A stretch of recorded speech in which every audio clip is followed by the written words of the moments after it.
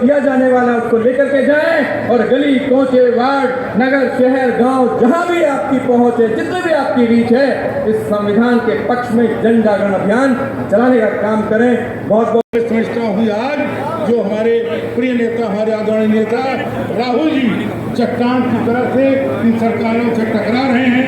पूरे प्रदेश में और देश में पद यात्रा के माध्यम से, रैली के माध्यम से आज कांग्रेस को हटाने की कोशिश कर रहे हैं।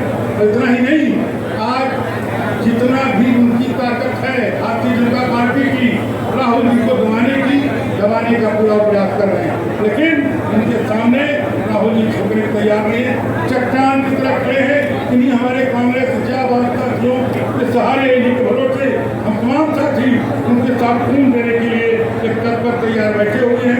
आशा और विश्वास है आने वाले दिनों में 2027 में चाहे उत्तर प्रदेश की सरकार होगी, यहाँ से हम भारतीय जनता पार्टी को राहुल के नेतृत्व में उखाड़ फेंकेंगे। चाहे देश की हमारी सरकार 2029 में होगी, क्योंकि भी पिछली बार आपने देखा नारा दिया था 400 दे दो संविधान बदल देंगे, और 400 कौन है 240 पैकेज बढ़ गए। अब बैसाखी की सरकार चल रही है नीतीश देव नायडू से, यही हालत आज पूरे देश में है। आज पाकिस्तान को चाहे कहीं दिन भर एक बात इनके पास बची हुई है, मुसलमान और पाकिस्तान। मुसलमान पाकिस्तान के अलावा भारतीय जनता पार्टी के बाद यहाँ पे बेरोजगारी की बात है, शिक्षा की बातें हैं, चिकित्सा की बातें हैं। आज पूरे नौजवान बिखरे पड़े हैं, कहीं नाम लिखा। आज ऐसे हालात में मित्रों, साथियों, हमारे प्रदेश उत्तर प्रदेश के विभिन्न अंचल छाए हुए दोस्तों, मैं आपका आह्वान करता हूँ, आप तमाम सारे लोग जहाँ भी हैं, जनपद में, जगह पे, ब्लॉक में, वहीं लग करके हमें संविधान की रक्षा के लिए, कांग्रेस की मजबूती के लिए, आने वाले दिनों में राजनीति को ताकत देने के लिए एकजुट होने की आवश्यकता है।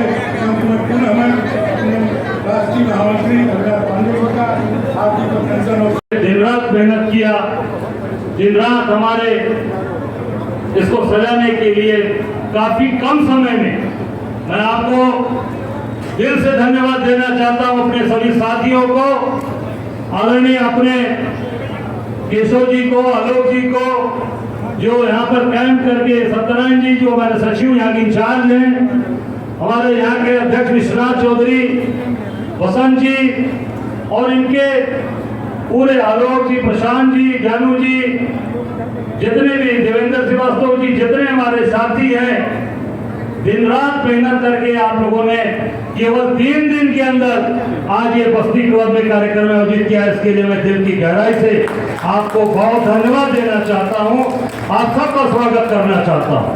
और यहाँ मंच पर बैठे हमारे सभी वरिष्ठ नेतागण और हमारे सभी यहाँ उपस्थित जिलाध्यक्ष, शहर अध्यक्ष, हमारे यहाँ प्रदेश के हमारे कार्यकर्ता, हमारे नेता और सभी सम्मानित भाइयों बहनों, हमारे पत्रकार साथी, छायाकार साथी, आज ये संविधान बचाओ रैली पूरे देश के अंदर आयोजित हुई है।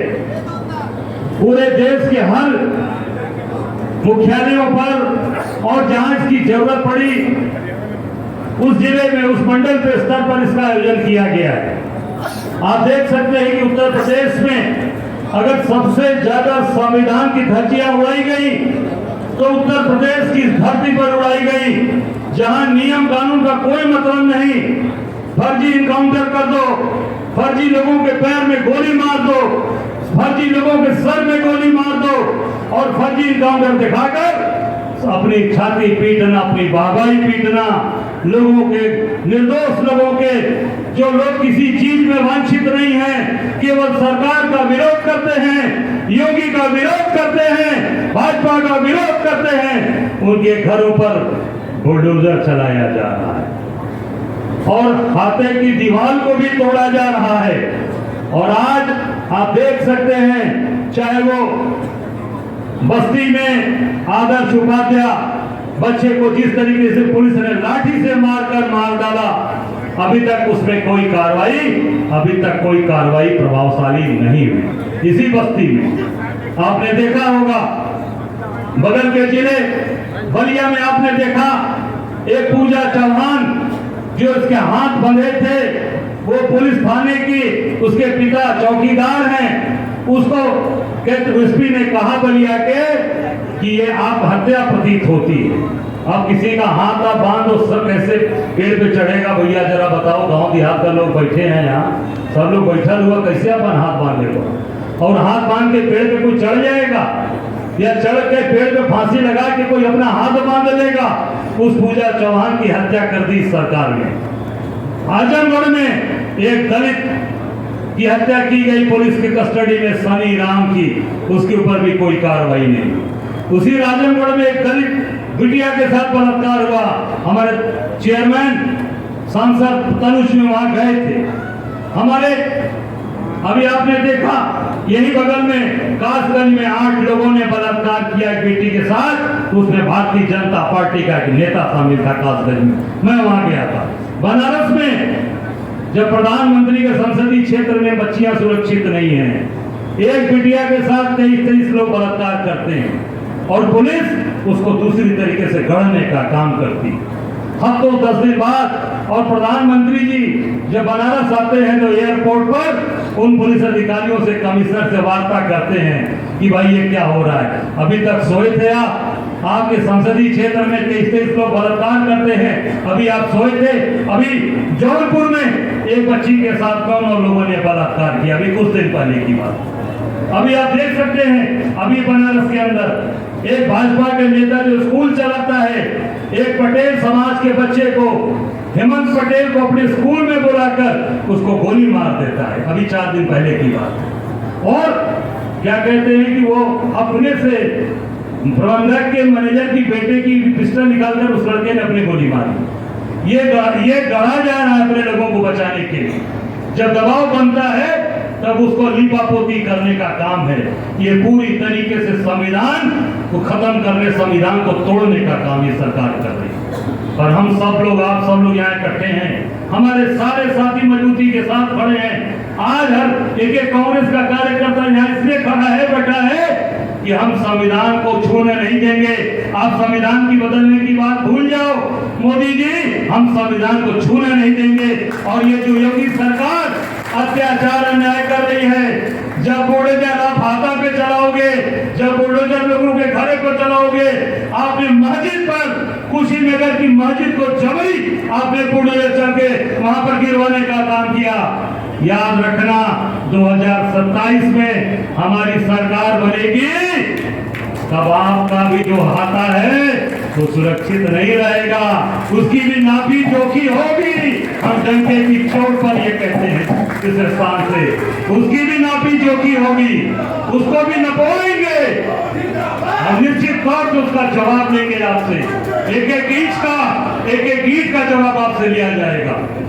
आज झूठी बात करके देश को बहलाने का काम करते हो, आज बड़ी बड़ी बात करते हो। पहलगाम तुरंत विदेश से आते हो, लोगों ने सोचा कि आप कश्मीर जाएंगे, आप उन बच्चों के घर जाएंगे जो शहीद हुए, पर आप वहां नहीं गए।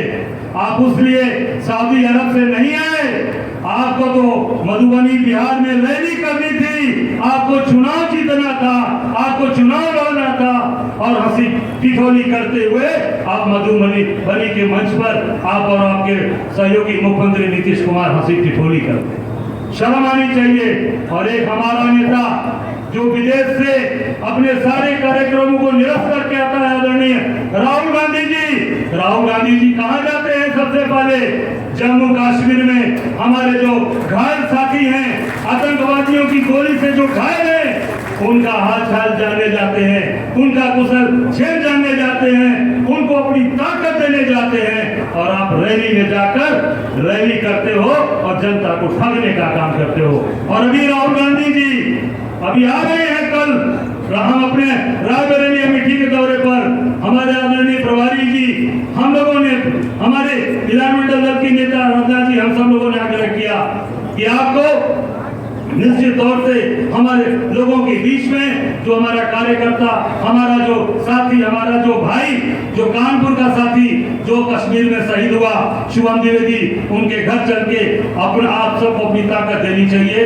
राहुल जी वहां पर भी स्वीकार कर लिए और राहुल गांधी 30 तारीख को शुभम द्विवेदी के घर जाकर आज उस पिता का आत्मा को शांति के लिए वहां पर नमन करेंगे और अपनी ताकत देंगे। कांग्रेस पार्टी निश्चित तौर से